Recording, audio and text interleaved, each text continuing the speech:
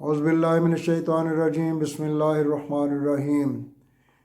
कुल्लु नफ्सिन ज़ाइक़तुल मौत व इन्नमा तुवफ़्फ़ौना उजूरकुम यौमल क़ियामा व मन ज़ुहज़िहा अनिन नारि व उद्ख़िलल जन्नत फ़क़द फ़ाज़ व मल हयातुद दुनिया इल्ला मताउल ग़ुरूर। मैं अपनी मौत पर बिल्कुल परेशान नहीं होऊंगा और ना ही मुझे अपनी मैयत के बारे में कोई फ़िक्र होगी, इसलिए कि मेरे मुसलमान भाई ये ज़रूरी कार्रवाई करेंगे। मेरे कपड़े मुझसे उतार लिए जाएंगे, मुझे गुस्ल दिया जाएगा, कफ़न पहनाया जाएगा और मुझे मेरे घर से निकालकर मेरे नए घर यानी कब्र की तरफ ले जाया जाएगा। बहुत सारे लोग मेरा जनाज़ा पढ़ने के लिए आएंगे, बल्कि बहुत सारे लोग अपना कीमती वक्त निकाल कर और अपने काम काज को छोड़कर मुझे दफनाने के लिए आएंगे।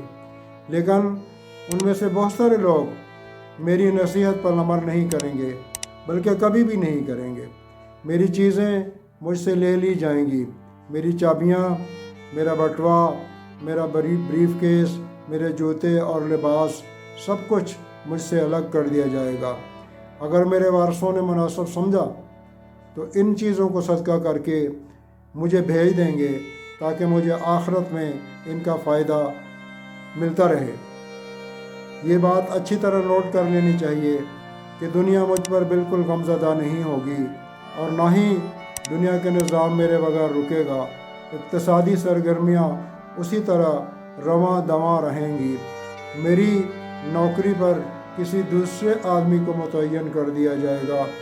मेरा माल मेरे जायज़ वारसों को मुंतकिल हो जाएगा, जबकि इस माल के बारे में मुझसे सवाल जवाब होगा, चाहे मेरा माल थोड़ा हो या ज़्यादा हो, बेशक एक खजूर के छिलके के बराबर ही क्यों ना हो। मेरी मौत के साथ जो चीज़ सबसे पहले मुझसे छीन ली जाएगी वो मेरा नाम होगा, क्योंकि जब मेरी सांस निकल जाएगी तो लोग कहेंगे कि लाश कहाँ है। यहाँ पर भी मेरा नाम नहीं लिया जाएगा। इसके बाद जब मेरा जनाजे का वक्त होगा तो लोग कहेंगे कि जनाजा कहाँ है, यहाँ पर भी मेरा नाम नहीं लिया जाएगा। और इसके बाद जिस वक्त मुझे कब्र में उतारने का वक्त आएगा तो लोग कहेंगे कि मैयत कहाँ है, यहाँ पर फिर मेरा नाम नहीं लिया जाएगा। इसलिए मुझे धोखे में नहीं रहना चाहिए अपने नाम, नसब, कबीला, मनसब और शोहरत से। तो कितनी हकीर है ये दुनिया जिसमें हम रह रहे हैं और कितनी अजीम है वो दुनिया जिसकी तरफ हमेशा हमें चले जाना है। तो ऐ ज़िंदा इंसानों, तुम्हारे गमख्वार तीन तरह के लोग हैं। एक वो लोग जो आपको वाजिबी से जानते हैं और वो ये कहेंगे कि बेचारा मस्कीन मर गया। दूसरे वो लोग जो तुम्हारे दोस्त हैं, जो चंद साथ या चंद अयाम गमज़दा होंगे और फिर अपनी मामूल की ज़िंदगी में लग जाएंगे और आपस में हंसी मजाक करेंगे और हंसी खुशी अपनी ज़िंदगी गुजारना शुरू कर देंगे। सबसे ज़्यादा गम तुम्हारे अपने घर में होगा। तुम्हारे घर के लोग गमगीन होंगे।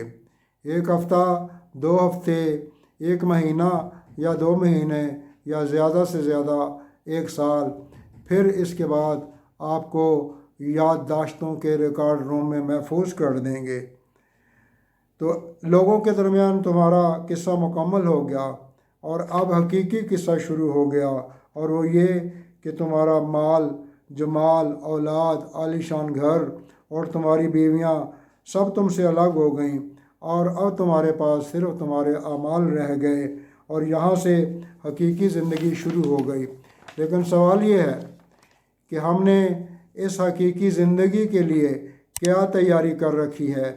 इसलिए पूरे शौक़ के साथ इन अमूर का अहतमाम कीजिए।